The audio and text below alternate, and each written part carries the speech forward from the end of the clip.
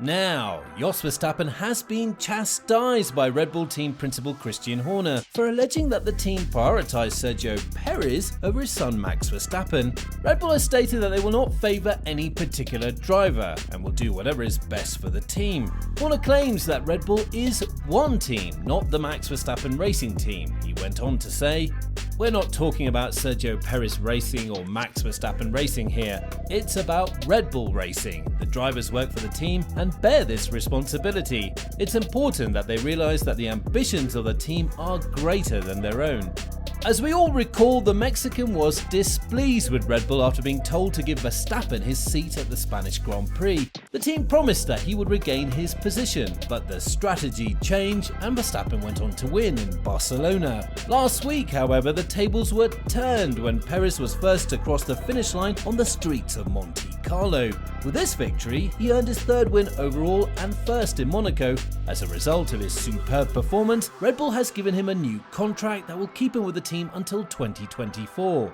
However, Jos Verstappen was dissatisfied with Red Bull's decision-making in Monaco. It could put the team at odds with Verstappen's family, who have demanded that the Dutchman be given preference in his bid to beat Ferrari's Charles Leclerc to the title this season. Red Bull achieved a good result, but at the same time exerted little influence to help Max to the front. That he finished third he owes to Ferrari's mistake at that second stop of Charles Leclerc, said Jos Verstappen. The championship leader Max was not helped in that sense by the chosen strategy. It turned completely to Checo's favour. That was disappointing to me, and I would have liked it to be different for the championship leader. I would have liked them to go for Max, but of course I'm not entirely objective. I think 10 points from Max have been thrown away here. However, the team disagrees, with even Helmut Marko, who is widely credited for pushing Verstappen into F1 so early, echoing Horner's statement. He's only 15 points behind and is therefore fully in the World Championship business. Meanwhile, Horner insisted that the team is unconcerned about which of its drivers scoops the title. "It doesn't matter to us which of the two is world champion. Of course, the constructors is enormously important, but whether it's Max or Checo, they're both Red Bull drivers and they've both got the same chance. Of course, it's a long season and it will have its ebbs and flows, but it's great to have both drivers right at the sharp end. Checo's in the form of his career, he's doing a great job, and it's not a one-off. I mean, we saw his pole position in Jeddah, and he's really hitting a rich vein of form, so that's fantastic for us, but we need both drivers working the way they are together. Because Ferrari had the quicker car, certainly in qualifying. Whether it was in the races is unknown, but they're massive opponents and we've got to work collectively to make sure that we get both drivers ahead of them." When asked if Perez had anything to prove going into Monaco, Horner said, "He's always enjoyed this track. I remember when he drove for me in GP2 here. He's always been very strong around this circuit, and particularly the next one in Azerbaijan. We discussed obviously immediately following the race in Barcelona, and there was absolutely zero issue. He understood very clearly what the picture was. I think he's just in a great space at the moment. His confidence is high, he's driving very well, and the time difference between him and Max is much closer." And Perez himself stated that he had no reservations about fighting for wins and the title. "It's fairly clear. They didn't need to say it, but it's clear. I think on my side of the garage it's clear and inside the team. Otherwise I wouldn't be here, so it's fairly clear." Meanwhile, Max Verstappen insisted that his friendly relationship with Perez would not be harmed if they became involved in a title fight. "Why would that change? We work really well as a team. We always try to optimize the car and work for the team, and we can accept when somebody does a good job or does a better job, and I think that's very important because that's how you are respectful to each other. And yeah, may the best man win at the end, right? We always, of course, trying to do the best we can on the track, but we also respect each other a lot and try to score the most possible points every single weekend for the team."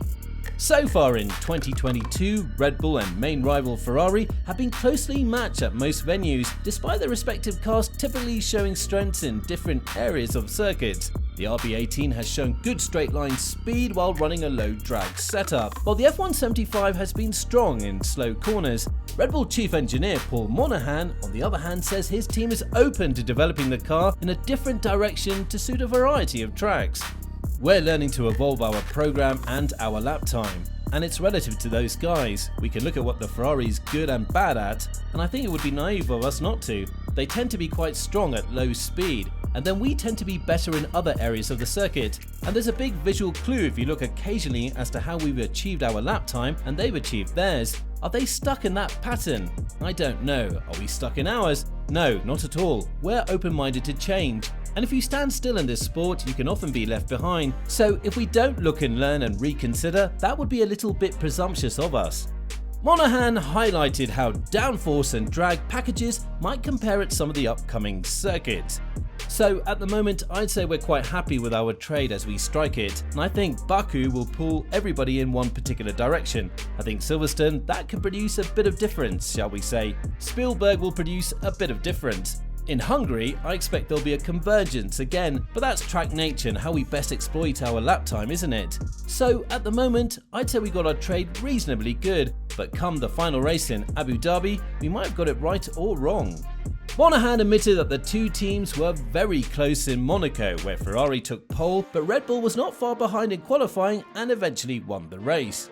It's always going to be a slightly subjective view on how or what your opposition's relative pace is. I think it would be a bit naive of us to think Ferrari were going to sort of drop the ball here, and I would hope that they would view us in the same way, as we're confident enough to come here with a decent car. It looks like both teams kind of achieved their objective, and I would argue over the order that they probably wouldn't. So I think once you've got a strong car, then you shouldn't come to this circuit particularly fearing it. Some of this circuit's characteristics, and I'm going to have to leave you to extrapolate to what we really mean, might amplify some cars' problems and quell others, but that's for each and every team to do their own work on that one. And it's perhaps ill of me to even offer a judgment, and I certainly wouldn't offer an objective and subjective assessment of how the others approached it, what their strengths and weaknesses are.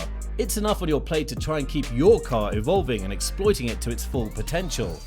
Now, Red Bull may be leading both the Drivers' and Constructors' Championships, but things aren't going so well for Max Verstappen and Sergio Perez as they appear, and some analysts believe that solving the problem will be difficult. Max Verstappen complained about his Red Bull turning into corners after finishing third in the Monaco Grand Prix. Generally speaking, the RB18 did not corner as precisely and steadily as the Ferrari F175 in Monte Carlo's narrow streets. The issue was most visible in the swimming pool section of the circuit, as well as other high-speed corners requiring a sudden change of direction.